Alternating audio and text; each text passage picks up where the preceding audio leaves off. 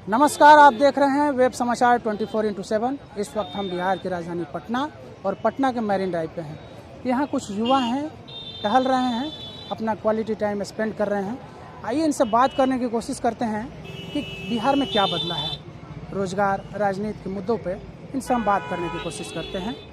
सबसे पहले वही खड़ा रहिएगा, सभी लोगों से पूछिएगा, वही खड़ा होकर हाथ बता दीजिएगा। सबसे पहले आप सभी का अपने चैनल पे मैं हार्दिक स्वागत करता हूं। आपका शुभ नाम? जी, मेरा नाम उज्ज्वल सिंह हुआ। उज्ज्वल जी, ये बताइए कि जो सरकार है अभी रोजगार के लिए, क्या लग रहा है कि रोजगार मिल रहा है लोगों को, युवाओं को रोजगार मिल रहा है? सरकार अभी जो है उनका डेवलपमेंट नेक्स्ट लेवल पे जा रहा है। जहाँ कोई सोच नहीं सकता है वहाँ उनका डेवलपमेंट जाता है नेक्स्ट लेवल पे जी। यानी विकास हो रहा है। जी, इतना खतरनाक विकास कि जो जाम हमारे यहाँ पहले सड़क पे लगता था वही जाम अब नए नए बने पुल पे लगता है। इतना विकास कि जिस रोड पे गाड़ी चलती थी उस रोड पे अब नाव चल रहा है। इतना विकास कि जो एक आदमी दारू बेचता था अब हर गली हर बच्चा स्कूटी में दारू बेच रहा है।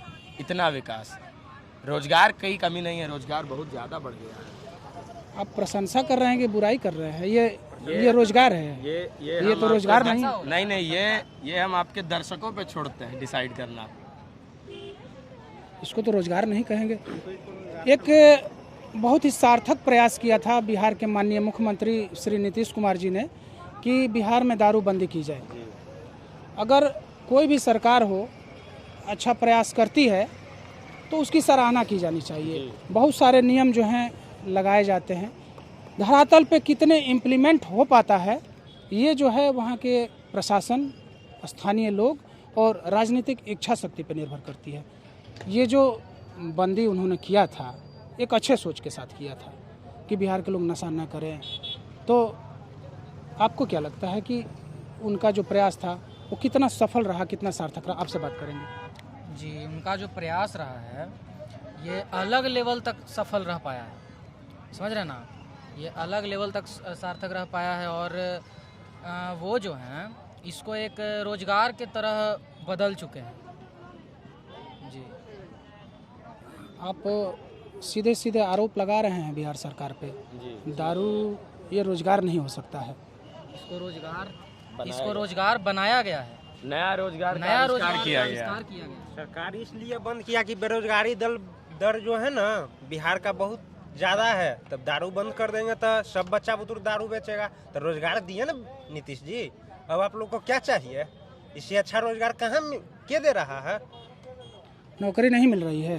नौकरी आप कहाँ महाराज? 10 लाख कलेक्टर बने, 10 लाख बने ना, नहीं पता था आपको? ज्वाइनिंग लेटर सबके मिलल है, घरे पहुंच गया ज्वाइनिंग लेटर घरे पहुंच गया। फिर वैकेंसी 10 लाख के निकल रहा है।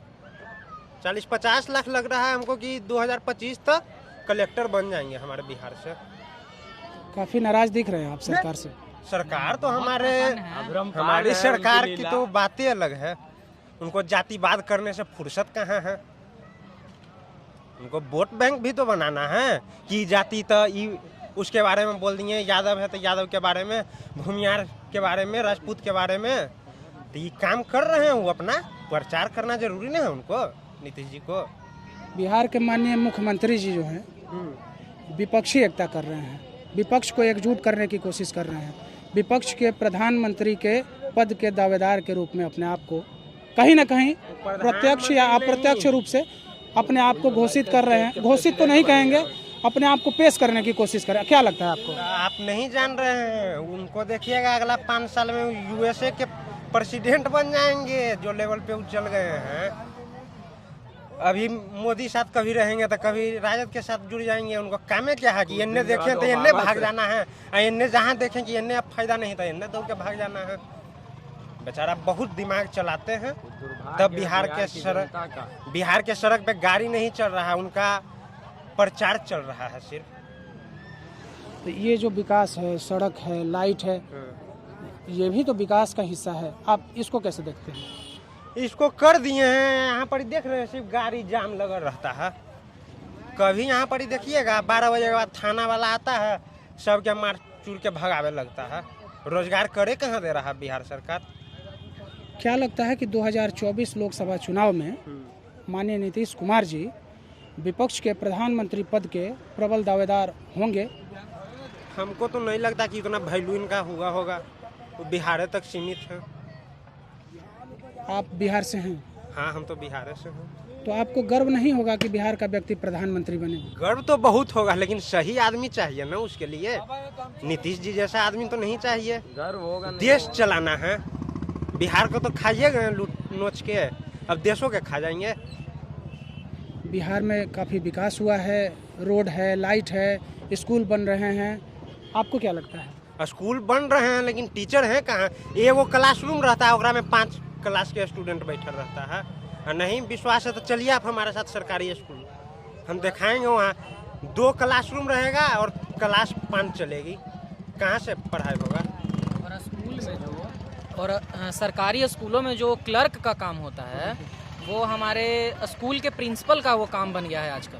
जैसे एक स्टूडेंट का एडमिशन लिया जाए, अगर वो लेके जाता है इंटर में एडमिशन के लिए, तो उसका जो एडमिशन का काम है वो एक्स्ट्रा फ़ी के साथ क्लर्क नहीं करेगा, प्रिंसिपल करेंगे। और अगर आप जाके बोलते हैं कि नहीं ऐसे नहीं, इसका कम चार्ज है, हमें जानकारी है इस बात की, तो बोलेंगे कि तुमको हम देख लेंगे, जाओ तुम्हारा एडमिशन नहीं होगा। पूरा दिन तक बच्चा वहाँ खड़ा रह जाता है, लेकिन उसका एडमिशन नहीं लिया जाता है और स्कूल का गेट क्लोज कर दिया जाता है। स्कूल ऐसा हो बिहार की तो नहीं बोलेंगे नीतीश जी के बारे में, नहीं तो हमरो और के जेल में डाल दिए तो।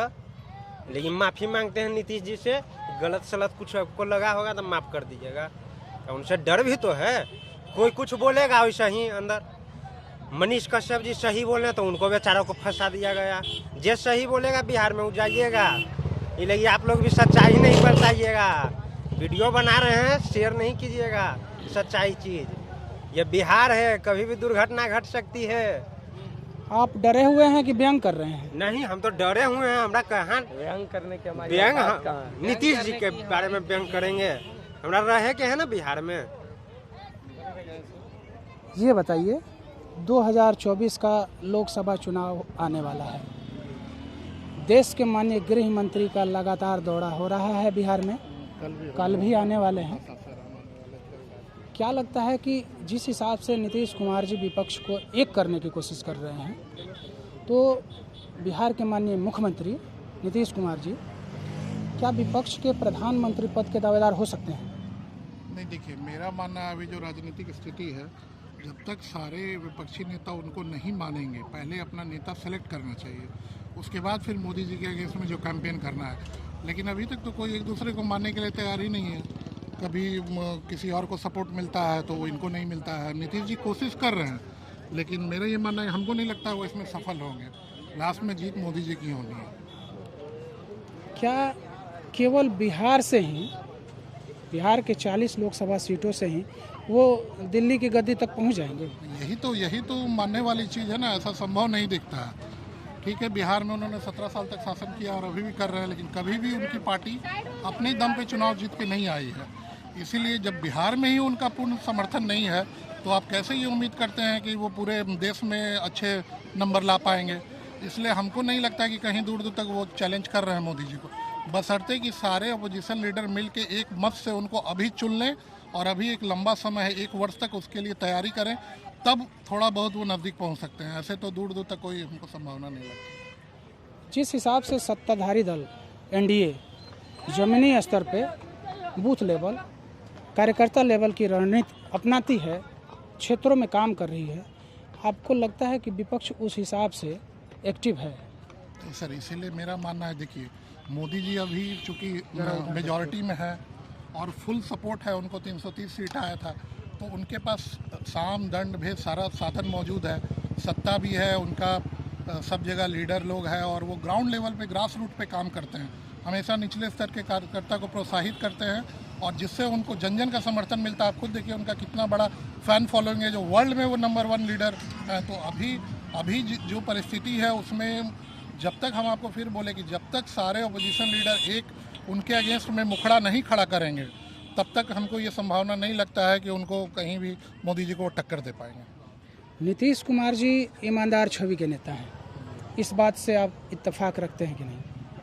हाँ, ये इत्तेफाक है। हमने भी उनका शासन देखा है और बिहार में काफ़ी डेवलपमेंट हो रहा है, हम लोग भी देख रहे हैं काफ़ी सुधार है, लॉ एंड ऑर्डर भी लाइन पे आ गया है, लेकिन फिर भी अभी बहुत कुछ करने की ज़रूरत है। अभी भी हमारा बिहार बीमारू राज्य के रूप में माना जाता है। एक भी इंडस्ट्री 17 साल में नीतीश जी नहीं लगा पाए हैं। सबसे बड़ा उनका विफलता है कि जब तक आप युवाओं को रोजगार नहीं दीजिएगा, इंडस्ट्री को नहीं अपने क्षेत्र में मंगाइएगा, राज्य में डेवलप नहीं कीजिएगा, एम्प्लॉयमेंट अपॉर्चुनिटी क्रिएट नहीं कीजिएगा, आपको जन समर्थन नहीं मिलेगा। सबसे बड़ी चीज़ है, आज हर बैच में स्टूडेंट पास आउट हो रहे हैं, लेकिन कोई रोजगार की व्यवस्था सरकार नहीं कर रही है।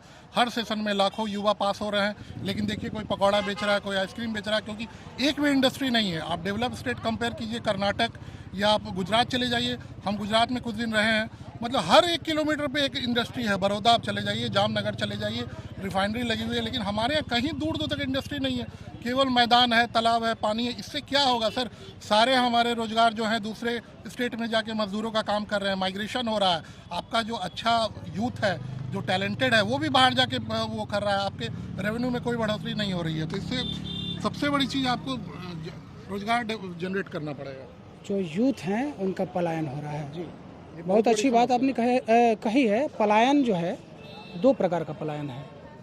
ये सवाल मैं बिहार की जनता और बिहार के माननीय से भी पूछूंगा और पूछना चाहता हूं कि बिहार में जो पलायन है, एक पलायन की बात तो होती है, रोजगार वाले पलायन, एक और पलायन है जो शिक्षा को लेकर पलायन है, और ये बहुत बड़े स्तर पे है। कहीं ना कहीं इसका ग्राफ जो है उससे अधिक है, लेकिन ये दिखता नहीं है। ये बहुत बड़ी बात है। एक इंटरव्यू मैंने देखा था जिसमें डॉक्टर अजय आलोक जी ने किसी चैनल को इंटरव्यू दिया था, तो उन्होंने एक बहुत अच्छी बात कही थी कि पलायन 2 प्रकार का हो रहा है। एक रोजगार वाला पलायन, एक शैक्षणिक पलायन। रोजगार वाला पलायन सभी लोग जानते हैं, प्रदेश के लोग। जो शिक्षा वाला पलायन है, बिहार में प्रतिभा बहुत है, इस चीज़ से आप इनकार नहीं कर सकते हैं। आज से नहीं, शुरू से ये प्रतिभावानों की और बुद्धिमत्ता का केंद्र रहा है। चाणक्य कौटिल्य यहीं के थे। जी, इसका साक्षात एग्जाम्पल है हमारा नालंदा यूनिवर्सिटी। जी, वैशाली में सबसे पहले डेमोक्रेसी की शुरुआत हुई। जी, सब कुछ तो बिहार ने ही दिया है, लेकिन ये हमारा दुर्भाग्य है कि यहाँ की शिक्षा व्यवस्था को भी ये लोग सुदृढ़ नहीं कर पाए। प्राइमरी चीज़ है, आप अभी दिल्ली का एग्जांपल देखिए, वहाँ का ये मोहल्ला क्लिनिक कितना फेमस हो रहा है और उसमें मुफ्त इलाज होता है गरीबों का। तो सबसे चीज़ आप प्राइमरी बेसिक चीज़ मेडिकल, एजुकेशन और एम्प्लॉयमेंट, ये 3 चीज़ को अगर आप टच करेंगे और डेवलप करेंगे, ऑटोमेटिकली आपको वोट में कन्वर्ट होगा और आप बार बार रीइलेक्ट होके आएंगे। लेकिन क्या कारण रहा कि 17 साल से इस पर कभी इनका फोकस ही नहीं रहा। ठीक है, आप डेवलप कीजिए, पुल बनाइए, रोड बनाइए, लेकिन सर इसके लिए तो आपको पैसा चाहिए। पैसा कहाँ से आएगा? शिक्षा का इंस्टीट्यूट बनेगा तब वहाँ से आपका रेवेन्यू भी जनरेट होगा। एम्प्लॉयमेंट दीजिएगा, कारखाना बैठेगा तो आपका उत्पाद बाहर जाएगा, एक्सपोर्ट होगा। मैं आपको यहाँ थोड़ा सा इंटरप्ट करना चाहूँगा। जैसे आपने कहा शिक्षा का, जो लड़के यहाँ से कोटा जाते हैं, लोग जाते हैं दिल्ली में, सर कोटा भी वहाँ जाके पढ़ाई करते हैं। यहाँ के जो पढ़ाने वाले अध्यापक वो भी कोटा जाते हैं, जहाँ उनको अच्छा पैकेज मिलता है तो उनका भी माइग्रेट हो रहा है। ये भी बहुत लोग नहीं हाईलाइट करेंगे। जहाँ आपको अच्छा सैलरी पैकेज मिलेगा वहाँ जाके पढ़ाइएगा। अगर कोटा को हम लोग पटना में ही कोई डेवलप करें तो यहाँ भी ये लोग पढ़ सकते हैं वही चीज़। यहाँ तो एक से एक बुद्धिमान लोग हैं। आप सुपर 30 का एग्जाम्पल मिस्टर आनंद कुमार को देख लीजिए, उसकी कमी नहीं है हमारे पास टीचरों की।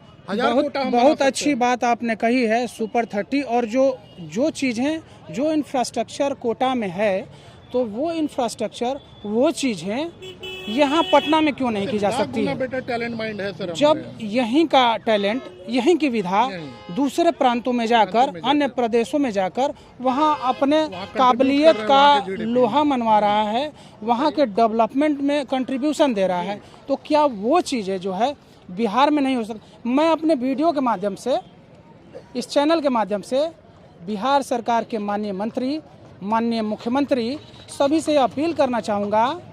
चुनाव राजनीति एक अलग चीज़ है, अलग पहलू है, लेकिन इतिहास आपको तभी याद रखेगा जब आप अपने देश के लिए, आप अपने प्रदेश के लिए, आप अपने क्षेत्र के लिए कुछ ऐसा करें कि पीढ़ी दर पीढ़ी उसका लाभ ले सके।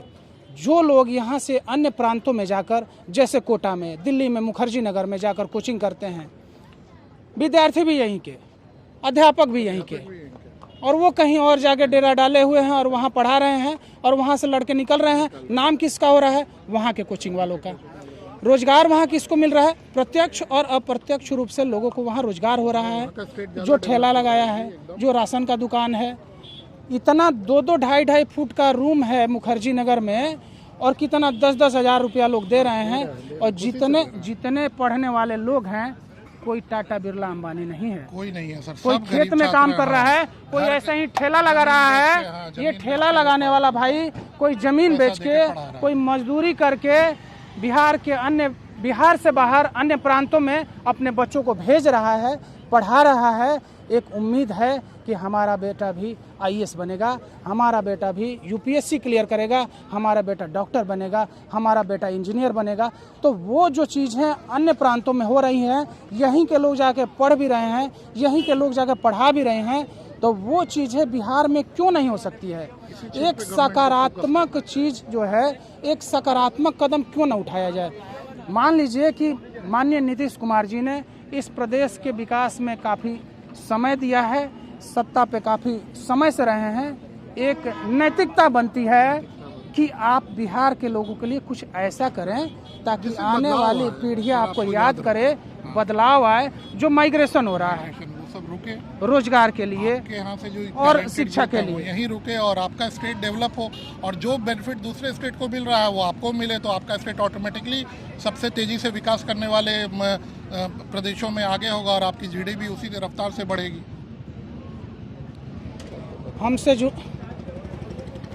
हमसे जुड़ने के लिए बहुत बहुत धन्यवाद। आपने अपना बेशकीमती समय दिया, आपने अपने अमूल्य विचार दिए, इसके लिए बहुत बहुत धन्यवाद। हमसे जुड़े रहिए।